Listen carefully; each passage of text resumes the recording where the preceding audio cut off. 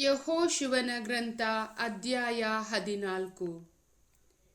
ಯಾಜಕ ಎಲಾಜರನು, ನೂನನ ಮಗ ಯೆಹೋಶುವನು ಹಾಗೂ ಇಸ್ರಾಯೇಲ್ ಕುಲಾಧಿಪತಿಗಳು ಸರ್ವೇಶ್ವರ ಸ್ವಾಮಿ ಮೋಶೆಯ ಮೂಲಕ ಆಜ್ಞಾಪಿಸಿದಂತೆ ಜೋರ್ಡಾನಿನ ಪಶ್ಚಿಮದ ಕಾನಾನ್ ನಾಡನ್ನು ಚೀಟು ಹಾಕಿ ಇಸ್ರಾಯೇಲರ 9 ಕುಲದವರಿಗೆ ಸ್ವಂತ ಆಸ್ತಿಯಾಗಿ ಹಂಚಿಕೊಟ್ಟರು.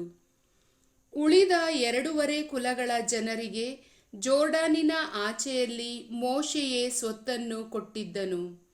ಲೇವಿಯರಿಗೆ ಮಾತ್ರ ಕೊಡಲಿಲ್ಲ. ಜೋಸೇಫ್ಯರು ಮನಸ್ಸೆ ಮತ್ತು ಎಫ್ರಾಯಿಂ ಎಂಬ 2 ಕುಲಗಳಾಗಿ ಎಣಿಸಲ್ಪಟ್ಟಿದ್ದರು. ಲೇವಿಯರಿಗೆ ತಂಗುವುದಕ್ಕೆ ಕೆಲವು ನಗರಗಳು ಹಾಗೂ ಅವರ ದನ ಕುರಿಗಳಿಗೆ ಅಲ್ಲಿನ ಕೆಲವು ಹುಲ್ಲುಗಾವಲುಗಳನ್ನು ಬಿಟ್ಟರೆ ಬೇರೇನೂ ಸಿಕ್ಕಲಿಲ್ಲ. ಸರ್ವೇಶ್ವರ ಮೋಶೆಗೆ ಆಜ್ಞಾಪಿಸಿದಂತೆಯೇ ಇಸ್ರಾಯೇಲರು ನಾಡನ್ನು ಹಂಚಿಕೊಂಡರು. ಯೆಹೋಶುವನು ಗಿಲ್ಗಾಲಿನಲ್ಲಿದ್ದಾಗ ಯಹೂದ ಕುಲದವರು ಅವನ ಬಳಿಗೆ ಬಂದರು. ಅವರಲ್ಲಿ ಕಿನಿಜಿಯನೂ ಯೆಫುಯೇನ ಮಗನೂ ಆದ ಕಾಲೇಬನು ಯೆಹೋಶುವನಿಗೆ, ಸರ್ವೇಶ್ವರ ಕಾದೇಶ್ ಬರ್ನೇಯದಲ್ಲಿ ನಮ್ಮಿಬ್ಬರ ವಿಷಯವಾಗಿ ದೇವರ ಭಕ್ತನಾದ ಮೋಶೆಗೆ ಹೇಳಿದ್ದು ನಿಮಗೆ ಚೆನ್ನಾಗಿ ಗೊತ್ತಿದೆ. ಸರ್ವೇಶ್ವರನ ದಾಸನಾದ ಮೋಶೆ ಈ ನಾಡನ್ನು ಸಂಚರಿಸಿ ನೋಡುವುದಕ್ಕೆ ಕಾದೇಶ್ ಬರ್ನೇಯದಿಂದ ನನ್ನನ್ನು ಕಳುಹಿಸಿದಾಗ ನನಗೆ 40 ವರುಷ. ನನ್ನ ಜೊತೆಯಲ್ಲಿ ಬಂದಿದ್ದ ಸಹೋದರರು ಜನರನ್ನು ಎದೆಗೆಡಿಸಿದರು. ನಾನಾದರೋ ನನ್ನ ದೇವರಾದ ಸರ್ವೇಶ್ವರನನ್ನೇ ಸಂಪೂರ್ಣವಾಗಿ ನಂಬಿ ಶ್ರದ್ಧೆಯಿಂದ ಅನುಸರಿಸಿದೆ.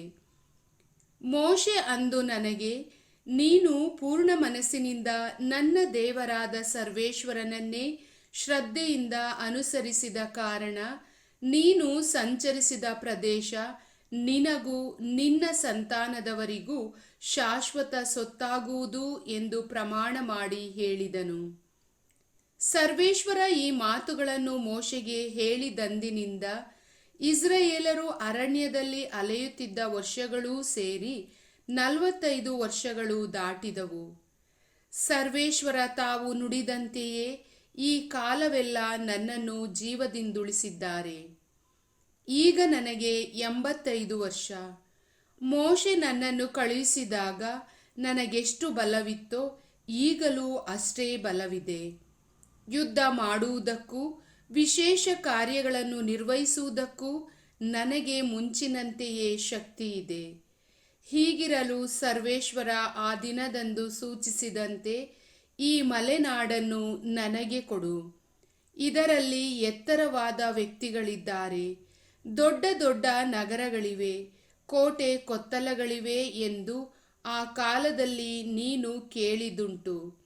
ಅವರೆಲ್ಲರನ್ನೂ ಓಡಿಸಿಬಿಡಲು ಸರ್ವೇಶ್ವರ ತಮ್ಮ ಮಾತಿಗನುಸಾರ ನನಗೆ ಸಹಾಯ ಮಾಡುವರೆಂಬ ನಂಬಿಕೆ ನನಗಿದೆ ಎಂದನು. ಆಗ ಯೆಹೋಶುವನು ಯೆಫುನ್ನೆಯ ಮಗನಾದ ಕಾಲೇಬನನ್ನು ಆಶೀರ್ವದಿಸಿ ಹೆಬ್ರೋನ್ ನಗರವನ್ನು ಅವನಿಗೆ ಸ್ವತ್ತಾಗಿ ಕೊಟ್ಟನು.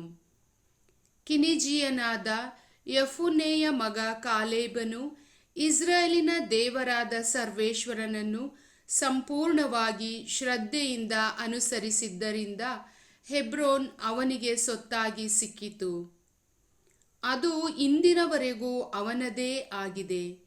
ಅದರ ಹಿಂದಿನ ಹೆಸರು ಕಿರ್ಯತ್ ಅರ್ಬಾ ಎಂದು. ಅರ್ಬಾ ಎಂಬುವನು ಈ ಎತ್ತರದ ವ್ಯಕ್ತಿಗಳಲ್ಲಿ ಪ್ರಮುಖನು. ಯುದ್ಧವು ನಿಂತಿತು. ನಾಡಿನಲ್ಲಿ ಶಾಂತಿ ಸಮಾಧಾನ ನೆಲೆಸಿತು. ಪ್ರಭುವಿನ ವಾಕ್ಯ.